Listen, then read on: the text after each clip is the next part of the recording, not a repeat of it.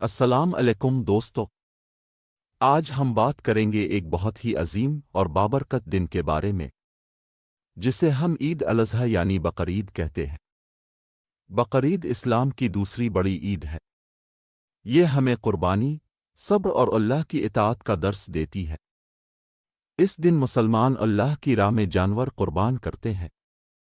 لیکن کیا اب جانتے ہیں اس کے پیچھے کیا کہانی ہے؟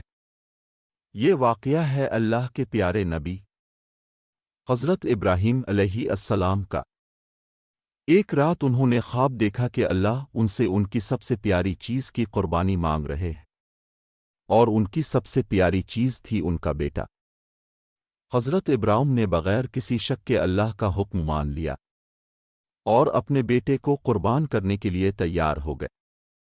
جب وہ اس آزمائش سے گزر رہے تھے تو اللہ نے ان کی قربانی کو قبول کر لیا اور ایک دمبا بھیج دیا جو ان کے بیٹے کی جگہ قربان ہوا۔ اس واقعے سے ہمیں یہ سبق ملتا ہے کہ ہمیں اللہ کے لیے ہر چیز قربان کرنے کا جذبہ رکھنا چاہیے۔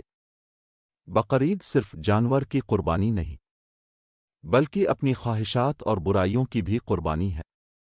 دوستو، اس عید پر اپنے دل کو صاف کریں اور اللہ سے دعا کریں کہ وہ ہماری ہر قربانی قبول فرمائے۔ آمین۔ اگر ویڈیو پسند آئے تو لائک، شیئر اور سبسکرائب ضرور کریں۔